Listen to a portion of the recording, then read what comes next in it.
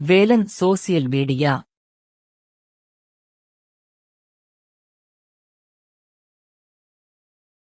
நேபாள வெள்ளப்பெருக்கில் சிக்கியுள்ள தமிழர்களை விரைந்து மீட்கும் வகையில் புதுடெல்லி தமிழக இல்ல உள்ளுறை ஆணையர் தலைமையிலான குழு நேபாளத்துக்கு அனுப்ப முதல்வர் விஜய் உத்தரவிட்டுள்ளார். நேபாள நாட்டுக்கு தமிழகத்தைச் சேர்ந்த 103 நபர்கள் கைலாஷ் யாத்திரைக்காக 2 குழுக்களாகச் சென்றுள்ளனர்.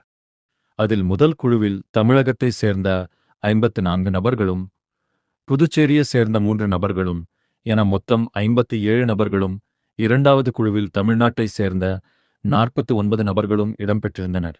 இந்நிலையில் நேபாளத்தில் ஏற்பட்ட திடீர் வெள்ளப்பெருக்கில் தமிழர்கள் உட்பட பலர் காணாமல் போனதாக கிடைக்கப்பெற்ற தகவல்களின் அடிப்படையில் அங்கு சிக்கியுள்ள தமிழர்களுக்கு உதவிடும் வகையிலும் தமிழகத்தில் உள்ள அவர்களது உறவினர்கள் தொடர்பு கொள்ள ஏதுவாகவும் அவசர தொலைபேசி எண்கள் அறிவிக்கப்பட்டன.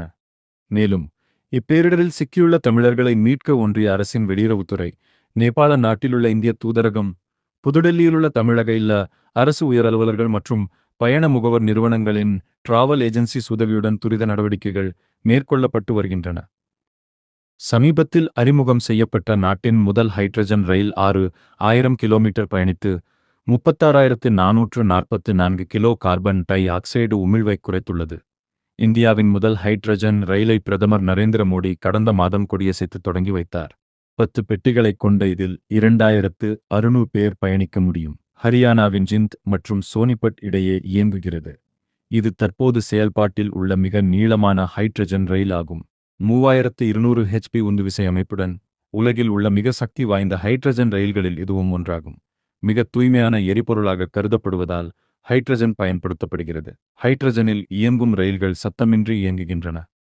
நேபாளத்தில் திடீர் வெள்ளப்பெருக்கு ஏற்பட்ட நிலையில் அங்கு சுற்றுலாவுக்கு வந்திருந்த 300 இந்தியர்கள் உட்பட சுமார் 1000 பேரை காணவில்லை என அந்நாட்டின் வெளியுறவு அமைச்சர் ஷிஷிர் கனால் தெரிவித்துள்ளார். நேபாளத்தின் வடக்கு எல்லையான ரஸ்வா மாவட்டத்தில் இமயமலை பகுதிகளில் பனிமலைகள் உடைப்பு காரணமாக கோசி, திரிசூலி நதிகளில் ஏற்பட்ட வரலாறு காணாத வெள்ளப்பெருக்கில் சிக்கி 175 பேர் உயிரிழந்துள்ளனர். 300 இந்தியர்கள் உட்பட சுமார் 1000 பேரை காணவில்லை என கூறப்படுகிறது. இது தொடர்பாக நேபாள நாட்டின் தூதரக வட்டாரங்கள் கூறுகையில், இதுவரை 175 உடல்கள் மீட்கப்பட்டுள்ளன. உள்ளூர் மக்கள், சுற்றுலா பயணிகள் உட்பட பலரை காணவில்லை. தற்போதைய தகவலின்படி 28 நாடுகளைச் சேர்ந்த 476 பேரே காணவில்லை. இந்த எண்ணிக்கை ஆய்வுக்குட்பட்டது.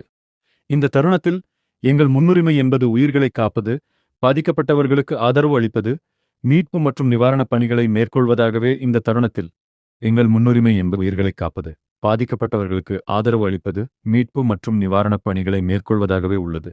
இந்த வெள்ளப்பெருக்கால் ஏற்பட்டுள்ள இழப்புகள் குறித்து அரசு தொடர் ஆய்வை மேற்கொண்டு வருகிறது என தெரிவித்துள்ளன. DRDO தொழில்நுட்பத்தை பயன்படுத்தி மரபுசார் ஏவுகணைகளை தயாரிக்க தனியார் துறைக்கு மத்திய அரசு அனுமதி அளித்தது. இதைத் தொடர்ந்து 1000 முதல் 1500 கிமீ வரையில் உள்ள இலக்கை தாக்கும் நீண்டதூர தரைவழி தாக்குதல் குரூஸ் ஏவுகணை மற்றும் 150 முதல் 500 கிமீ இலக்கை தாக்கும் பிரளை ஏவுகணைகளை தயாரிப்பதற்காக முன்னணி தனியார் நிறுவனங்களை அடையாளம் காணும் பணியில் பிரதமர் மோடி தலைமையிலான மத்திய அரசு தீவிரமாக ஈடுபட்டுள்ளது.